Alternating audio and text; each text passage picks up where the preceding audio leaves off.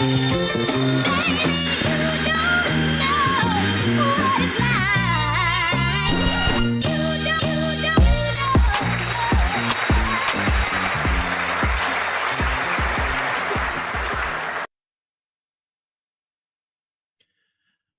everybody, welcome to Culture Construction. We are here on Facebook, or I'm sorry, on YouTube. Having some complications with Facebook right now, but I have the phone number here that you can call, and we can talk about today's topic, which is what I've been seeing and dealing with a lot is talking about relationships between the the male and female today. For some reason, it seemed like we just can't get along. I don't know what's going on. But I'm hearing a lot of different things from both sides, which I understand both sides between man and woman, but we got to come to some type of agreement, some way to compromise so we can build. Because at the end of the day, whether you're a male or a female, we cannot do this by ourselves. So um, I just want to say that as far as my behalf,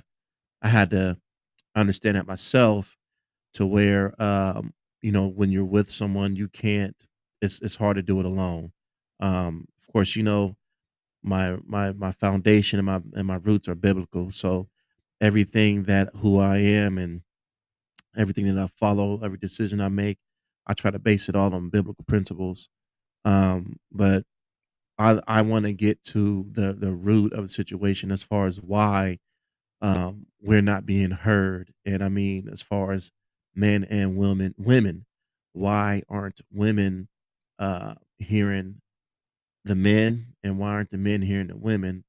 Um, if you think about it, this is the strategic thing that's been done um, from for ages. I don't want to say anything that get me kicked off air, but it's been strategically done since the beginning of time with the system that we are under when it comes to um, incarcerating the men and the welfare system, get women to be more dependent on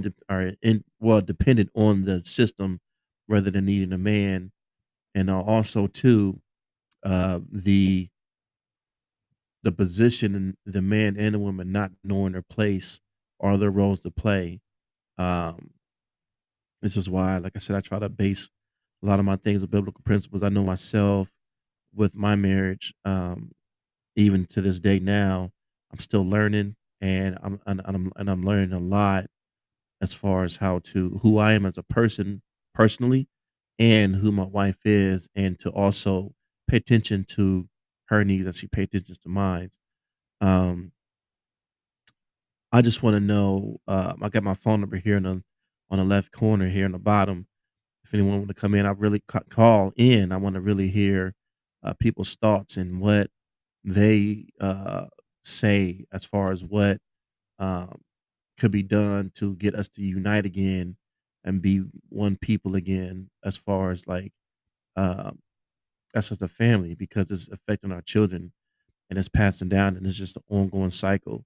And the further down it goes, the more that family is being broken up. To the point to where now we are living that label as a savage, which to me is not a compliment, but uh, with no hope of building or um, you know doing anything to get us ahead as a people. So I really want to hear from you guys and see what you guys think about that platform as far as like um, talking about the situation. Man, it's to the point, man. It's overwhelming me. It's a reason why uh, God said from the very beginning it's not good for men to be alone. You know what I mean? It's sad. It's sad. It's sad when it's a rare thing from what, especially displayed in the black community, um, for family to, as far as the husband, the wife, and the children to be up in the one household, and um, there's a plan to success. There's a plan of success for the whole family, from the father all the way down to the children. I feel like everyone here, God created everyone for a purpose, and I feel like that. We're not fulfilling it. We lose track of our purpose, which even in times with me, can sometimes lead to depression because you feel like, what's the point? Why am I even here? You know what I mean? So I just want to get people back to the point of remembering that they are here for a purpose. We are all here for a purpose, and we need to seek that and get to it because it's killing us right now, as a people. Man, we are really struggling and going through it, and I see it with everyone, from people at my job to people, family and friends. And like I said, at the end of the day, I just look at the children and I see the repetitive cycle.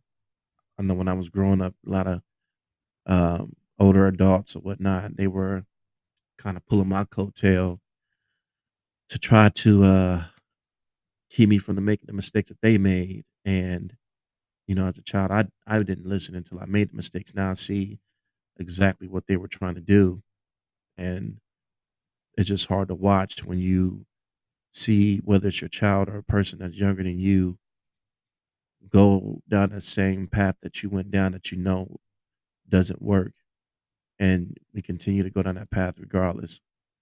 I just wish there was a way that we can change that, a way that we can come together as on the same path that you went down that people, a way that we can come together as a whole, man, and change, man, change this whole thing, man, change everything that we're doing from, um, you know, being to me superficial and hollow. I've seen a recording where this woman was saying that men don't really they choose to go with women that uh, what they feel less than them or less than the woman per se. That's all about superficial things like money, trying to look, have the latest clothes, latest makeup, and all that other type of stuff. And they consider a woman that's just more to me, more down to earth, and more about the best things in life. Not I'm not talking about material. I'm talking about love, family, joy, peace. They consider those type of women to be um, less than. And I was never, my whole life, I've never been attracted to a woman that uh, was just by her looks. You know what I mean? I mean, that was always to me the bonus to me, or whatever, um, they can do in bed or whatnot. I've never been attracted to that. I've always been attracted to the mind, the conversation of a woman. And I know a lot of these things. I don't know if you guys heard me last week when I was talking to my cousin, Mick and Jaylena. Um, oh, we got a phone call here. Let me see who this is. Hello? Oh, let me see here. Give me a second here.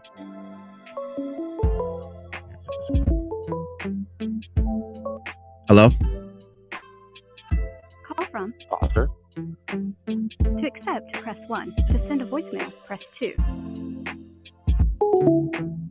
Okay, I don't know what that was. Maybe that was I don't know who called that number, but anyway, back to the show at hand. Uh, like I said, you guys can call in if you want, and we can discuss this topic here about men and women. Why can't we? Why can we get along? Why can we come together? Why is it that back in the day, it was actual love. You think about um, the love and the uh, that relationships is based on love and success and getting your child to be the best of who they are. Um, it's just completely not like that anymore. I don't know. I don't know what happened. I don't know if it was the music. I don't know if it's the TV. But I am tired of seeing videos like the video with the woman, with the man bringing McDonald's for his son. At first, I was upset with the woman until I think it was the second video she put up, and she's basically explaining that like he comes over and we were together for years, for a long time, so he had a relationship with those children, and for him to just completely dismiss those children like he never had any relationship with them, and only taking care of his son. I understood that when I seen that. I said I get that. You know what I mean? And the fact that like she said, he still comes over from time to time and they do their thing or whatever. But um, I even in that sense, I just feel like we got to do better. And I want to know too. Is it okay? A few things. Why is it that people are so quick to break up, especially in Black culture? Why is it so quick? Why are they so quick to break up? And then number two, um, why why are we the stereotype as far as what made it to where now we're the stereotype of how a relationship is as far as a Black relationship? Why don't we see more relationships where families are together, families are uh, succeeding, families are overcoming, whether it be TV shows like Blackish or My Wife and Kids. Um, why isn't that the norm for us? Why is it we go to these social media platforms and every person has to be ratchet, ghetto, uh, fighting? Why do we promote the bad and then call the good lame or corny? And that's even a question for Black women. Why is it that a dude that's good that actually wants to better himself and better his family as a whole and actually cares about a woman, they're considered to be lame or corny? Uh, Also, too, why is it that uh, even with the guys, why is it, even with the guys, the first thing that they're, attracted to, is the sex?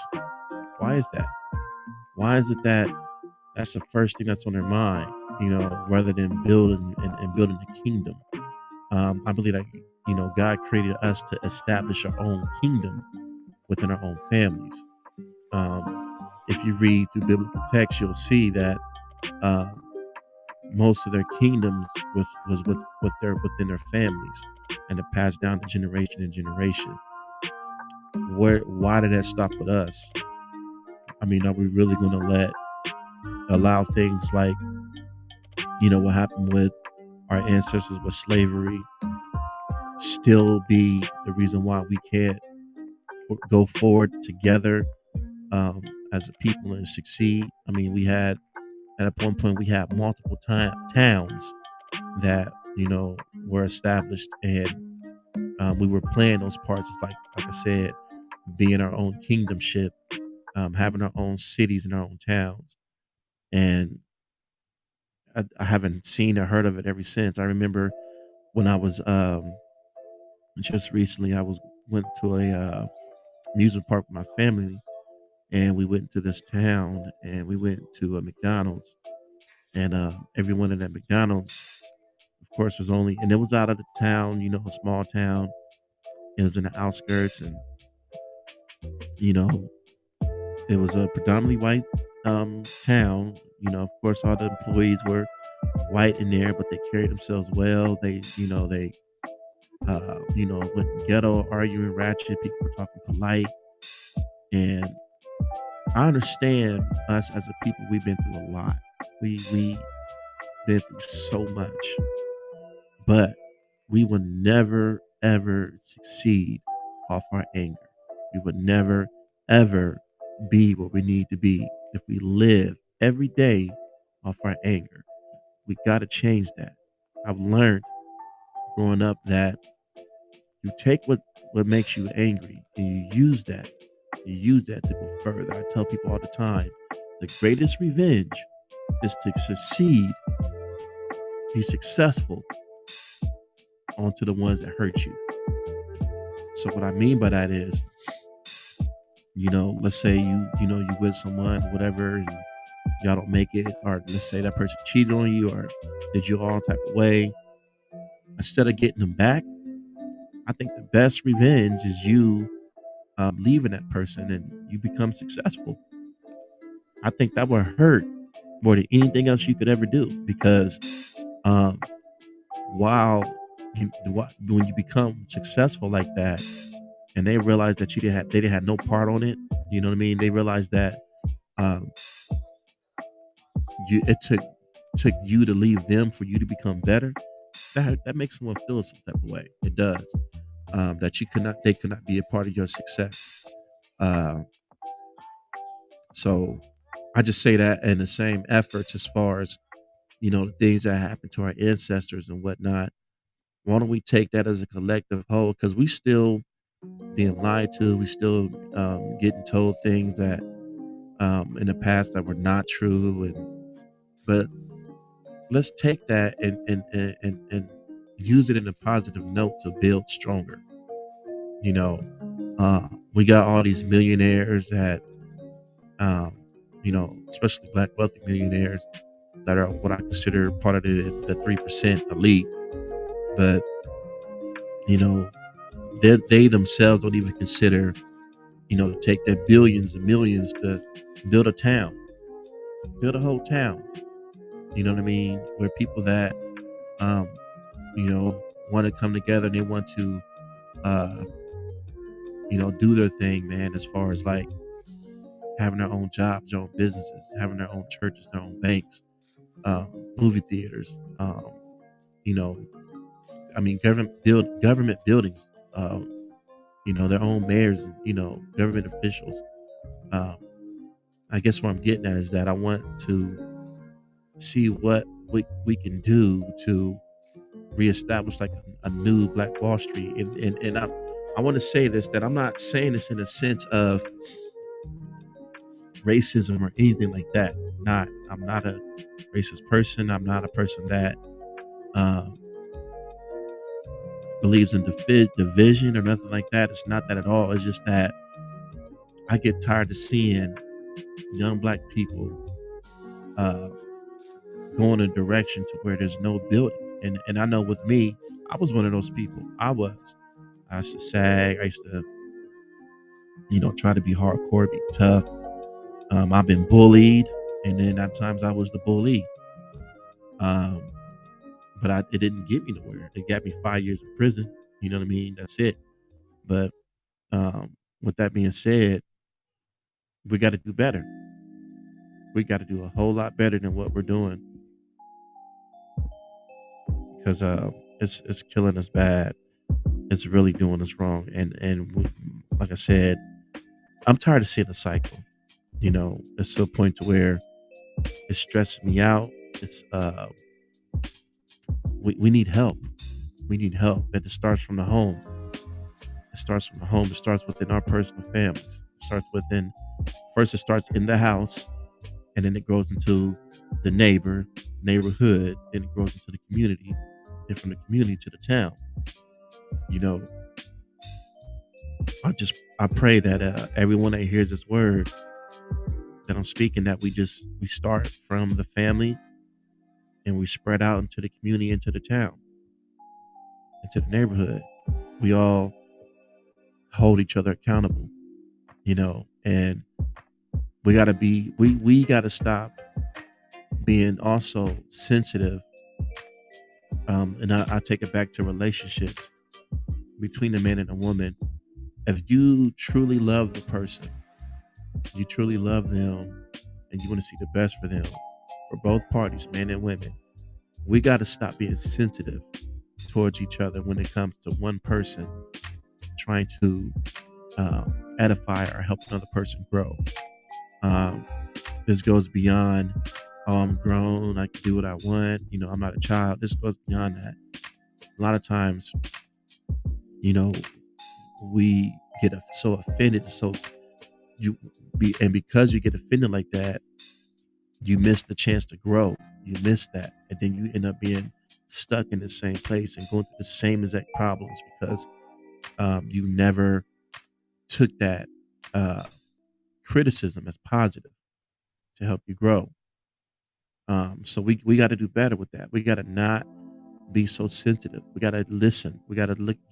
We got to trust this person to know that whatever this person is telling me, they're telling me because they want me to grow. They want me to be better. They want me to. They're telling me to help me grow. They're telling it not. And if it's a relationship, if you're together, they're telling me this to help us grow, to get us to the next level. There's one thing with person, being controlling versus a person uh, that's trying to pull someone's coattail, so to speak, to help them out. I myself, in particular, am not a person that wants to uh, be the boss or be demanding. Want to uh, have my ruling thumb, so to speak. You know what I mean?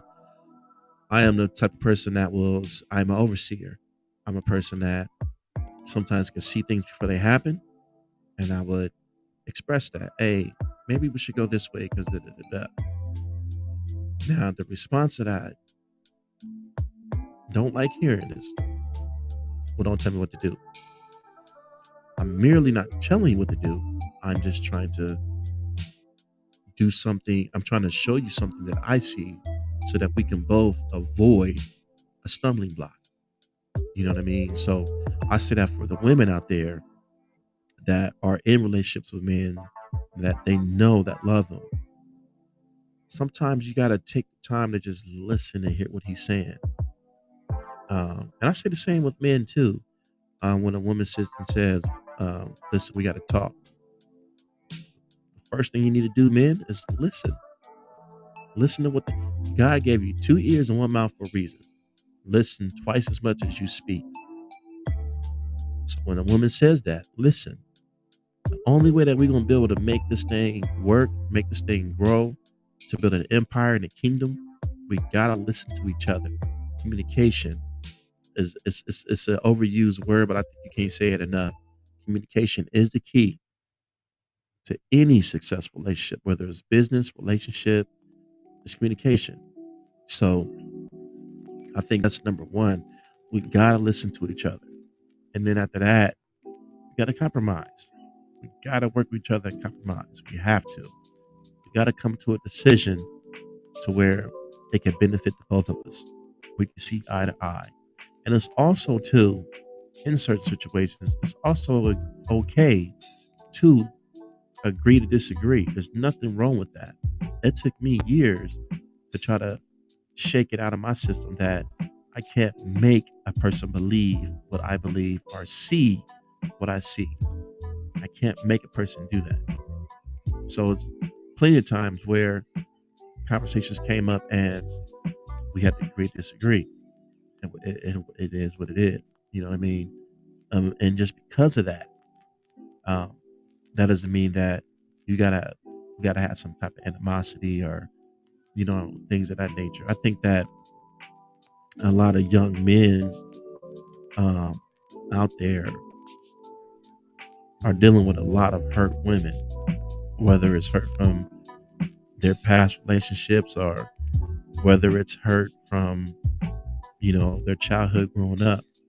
But from a lot of women, even prior to my wife, a lot of women that I've talked to in the past, I've been through some stuff, been extremely hurt. Not to say men hasn't either, but it's been to a point to where now a lot of women don't have faith in men, like in their man. I'm gonna say because when they may even love that man, and a lot of people don't even know how to love neither. That's another thing. That's another topic we can talk about. But um, they have so much pain and hurt from their past that they're bringing onto their new relationship, and they're hurting. They're hurting bad. And instead of a woman, expressing that hurt or talking about it, whether it be through a therapist or whether it be through someone they trust or whatnot, they carry that and they bring that into the relationship. And though that they may love that person they're with, they still see them as the one that hurt them. You know what I mean? And I've seen the same effect with men.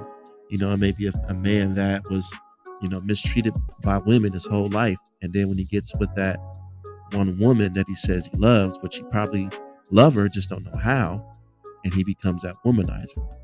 You know what I mean?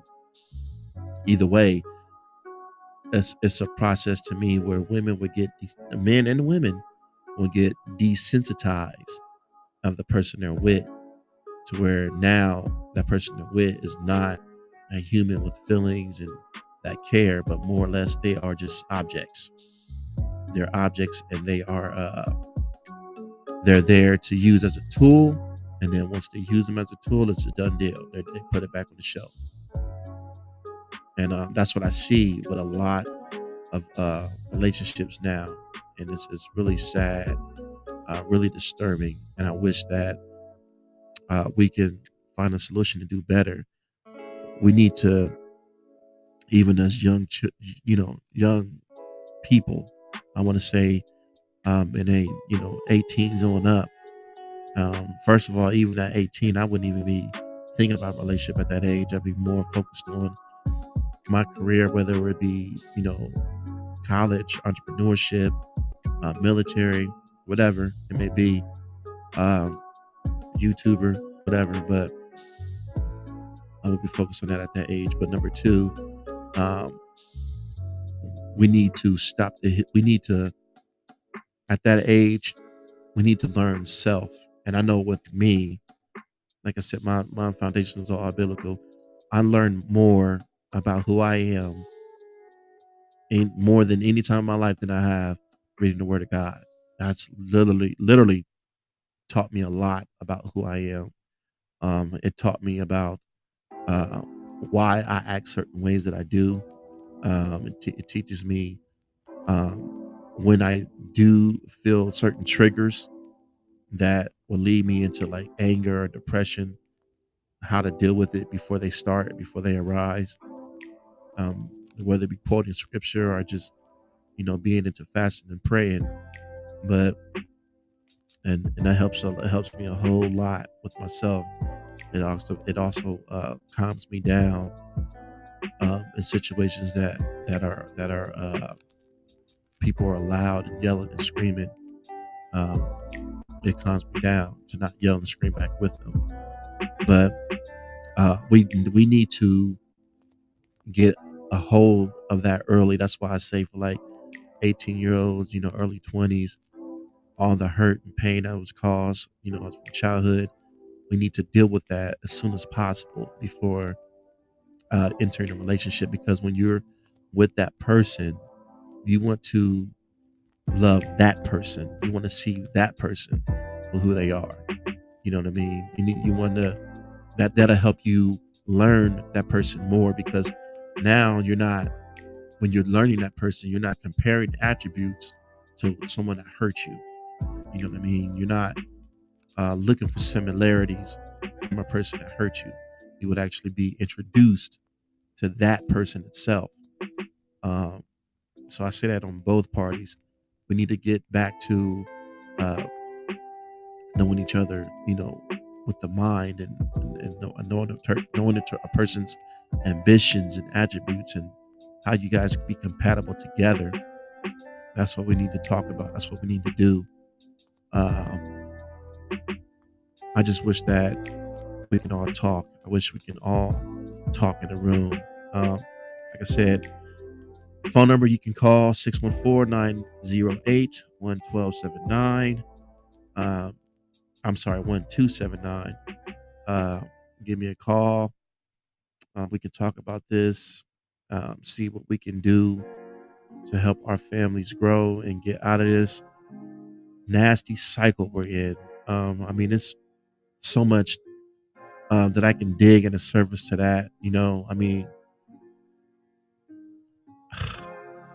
it's to a point to where I heard about a rapper. I think his name is Little Saucy or something like that. But he made a statement. He said, "I think all you alpha male women out there that disrespect your man and talk crazy to your man and uh, make them feel low because now those men run to us." And he's a homosexual rapper. Now, I don't, I don't. How can I say this? I don't try to judge on what anyone does sexually in their bedroom. Whatever they do, whoever they choose to like is whoever they choose to like. Um, of course, like I said, I'm going to speak the truth biblically if you ask me, but more or less, I just felt. I really wonder how women felt about that when he said that, because it's like for years we've been telling men. I mean, men has been telling women about our affections and how we feel about how we're treated, because what women fail to realize is that it takes two in a household. It takes two, and what I mean by that is even when and just like we still you still see that figure, whether it be mother figure or father figure, in that person you with. So if you was a person that uh, lacked nurturing from your mother, and you're with your woman, and um, you don't get that nurturing from the woman you're with, you're literally going to do the same exact thing that you did with your mom. So if you were with your mom and you shut down and you stayed to yourself, or you was hardly around, that man is going to do the same thing to that woman that projects those same exact attributes as his mother. And it's the same with the father. If you were a father that um, were abusive, or you didn't uh, show affection to your daughter, you didn't uh, you know encourage her, make her feel proud of any accomplishments, and push her to be a better person, those same attributes that she was towards her father would be towards you. So if that led to that girl being promiscuous, and you treat her the same way her father did, what do you think she's going to do with you? You know what I mean? So I just say that this is why I was saying earlier about having that type of healing before you even get in a relationship, because situations like that, you'll be able to communicate with that person and say, hey, look, you know, a lot of stuff that's going on right now. I felt it before. Um, I don't want to be that person I was before when, my mother or my father treated me a certain way. I just want you to be aware that I'm feeling this type of way, and we need to work on it as a whole together and get past it, so you can see me for who I am and I can see you for who you are, and we can build from there. Um, I talked to men that were with women that were verbally, emotionally abusive to them. Um, they might not be as strong as the man is, but they were just as physically abusive, and because of that, the man was just. I've seen men just like you know in tears because they didn't know what to do with these type of women. And he said, first advice I always give is, okay, well, talk to her, have a sit down, and you know express how you feel. Tell them that what you doing is hurting me. You know what I mean? And they say, oh well, I tried that, and she just brushes it off, and she doesn't even care. She just says, oh well, whatever, get over it. I say, okay, well, step number two, I always tell them, I said, just do you. And what I mean by that is, uh, whoever you are as a person, be that. And I mean the person you were before you met her. So whatever goals and things you wanted for yourself at that time, be that person.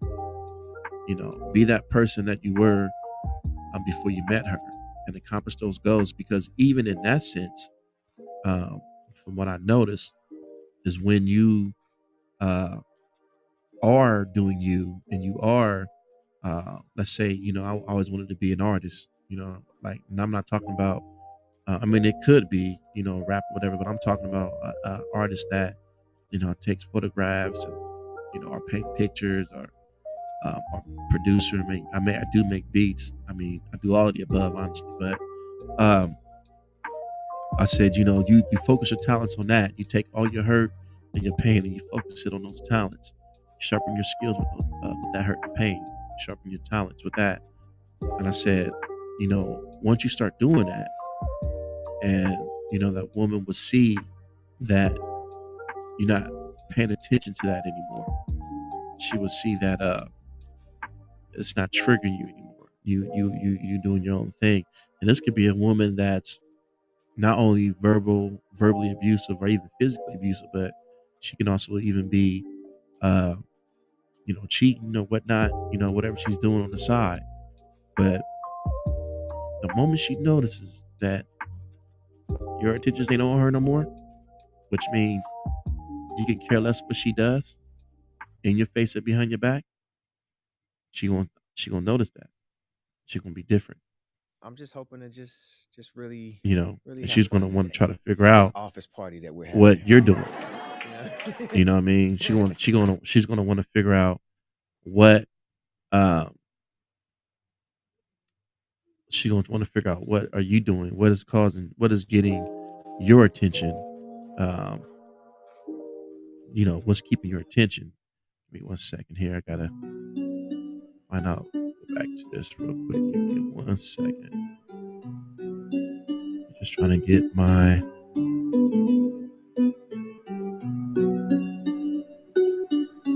Let me see here. And I noticed. Okay, we're back on. And I noticed that uh, people that especially men that I tell that to, it works. It works. The first thing they always tell me, now she's asking what I'm doing. And then your success starts to grow. And I noticed that once um, you start doing you and your success grows, now boom, she's looking at you. Now you got her attention. Then when you got her attention, now she's following you. She starts following you. Then once it gets to that point, you have a choice. Do you forgive and forget, let go? Because at the end of the day, you want your marriage to work, you want your relationship to work, whether it be boyfriend or girlfriend or marriage, or do you say, okay, well, I see what this person's doing, they really ain't for me, then you let it go. And another key thing too is that when you are in that space, you're in that point in your life to where you are doing you and you becoming successful at it, and not just the thing is not just she noticing it, but other people noticing it too. Other people are noticing it too. They see the change in you. They'll see the progress in your efforts. You know what I mean? And like this is why I make it a key thing for women, for men, that and women, that the best way to get a person's attention that's doing you wrong is becoming successful. That's the key. That alone changes relationships. The worst thing you can do is allow someone to have control over your mind and keep you stagnated. That's the worst thing you can do. When you keep that person on your mind, and you let that person continue to affect you and affect your decisions, you've given them power that they probably don't even want. and they're constantly they may be even moving in the wrong direction, but they're moving and you're not. You snatch away your power by doing you. And I say that even for women, even for women, for a man that may be just the same as what, you know, a woman is, as far as a woman that's catering to her man, a woman that's faithful to her man, a woman that's making her man's house a home, cooking for him every night, house is clean, you know what I mean? All the things that, women do to keep their man. And, he may be a greedy brother that, you know, just can't help himself. He just, I ain't gonna say he loves them, but he lusts women. You know what I mean? Same thing with him. I know with me, it will wake me up, me, doing my wife wrong or whatnot. And then I turn around and next thing you know, she's set up to go on a business trip where she's, promoting her product. And because I've been out here playing around and doing what I'm doing, now she's passing me up. And now I know she has options. I know she has options, and I know that I'm about to get let go. That's a sickening feeling. But um, like I said, at the end of the day, we need to listen to each other. We need to listen to each other. We need to grow with each other, men and women, especially in the Black community. But I say this all over the world: we cannot do this by ourselves. We need each other. We need each other. We do. I don't care how uh, independent you think you are, and you may even be, successful as an independent person, but you're not fulfilled. You know, you could be independent as a man, get any woman you want, and vice versa as a woman, get any man you want, but there's still a lack of fulfillment. And the reason why I say that is because um, if you were complete, then you wouldn't have, and everybody has it. I don't care who tries to uh, act like they don't, but everyone has that lack of fulfillment when it's not a family, when it's not complete. I'm not one of the richest people in the world or anything like that nature, but because of my family and how it's established, I feel more complete than I ever done in my entire life, and that's the honest God truth. I suppose I have my moments, and to be things between, me and God. I feel like um, I can do more for Him than I do. But as far as what I have, the things He's given me, I've never felt more complete in my life like I do now with Him. I feel so complete, and the thing that fulfills that completeness, not just because um, I have, uh, you know, the Father, and I'm His child, and I know that He'll take care of me. But He also blessed me with a whole family, with a wife, children, and none of my children are strung out on drugs. None of them are alcoholics. I got one son that's in the military, and the youngest son is on his way to the military. Um, he's blessed us. He's blessed us a lot, and that makes me feel way more complete than I, I, I guarantee that anyone out there that maybe a multi-millionaire and they have no love. They because even this is the thing, right? What beautiful feeling to have. Let's say at a state. Let's say the Lord you know exalts me to where I'm at the point to where we got millions and millions in our account. There's no greater feeling than knowing that the family that I'm blessed with, once I get to that level, that I know that they won't betray me. I know that the love between us is real. I know it's unconditional. I know it's genuine. I know that um, they both had the understanding that when I'm blessed, we are blessed as a whole, and it just feels good to know that even when people that are no good for me, vice versa with them, that I got somebody that has my back. That's not a yes man. I know that with my family, they're not going to just tell me what I want to hear. Versus someone that's alone that may have money and they don't really know who to trust or who to go to or who is really for them, who's not for them. You know what I mean? Um, I think that would be, and I'm not saying that's the case with every person that has money.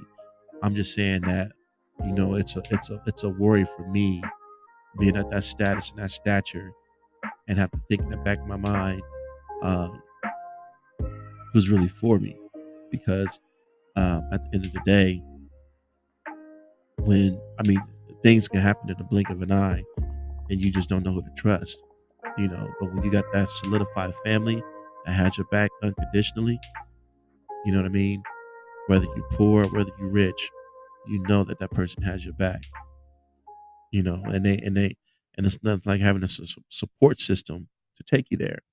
You know, a support system that guy uses to get you to the point to where he wants you to be. That's why I say is you can do it alone, but it's hard. It's extremely hard. So to get back to the root of the topic, I express it to men and women. Can't do this alone. We need each other. We need to hear each other. We need to listen to each other.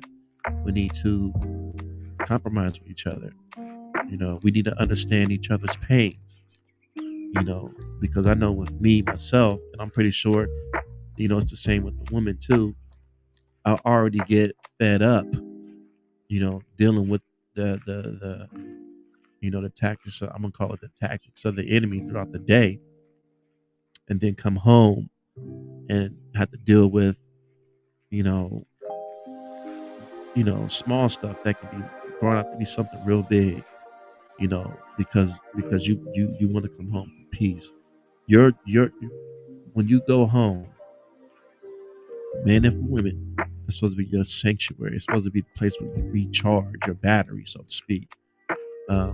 Place where you can get pure peace and rest, a shelter, a safe haven. Um, you don't want to.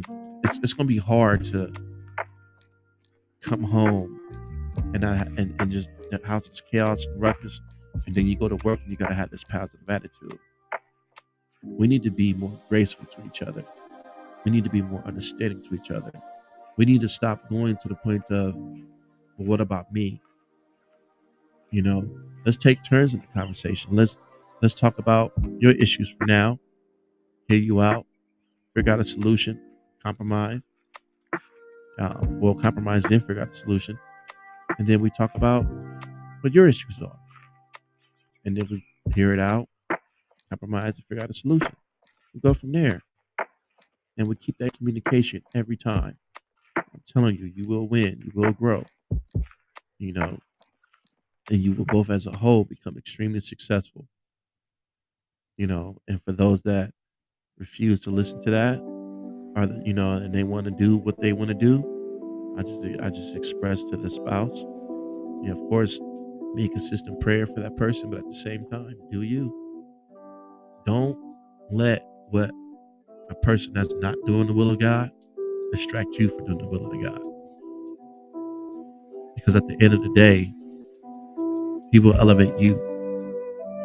No one, whether you're together or not, no one can stop you from doing the will of God but you. No one. This is what I learned. No one. So in that situation, uh, continue to keep doing. Continue to keep doing. I'm gonna go ahead and end this now, and we will talk again next Saturday. See what we come up with some more, and I will, like I said, I got this phone number in the bottom left corner. Guys, give me a call next Saturday, and I'm gonna try to get back on Facebook Live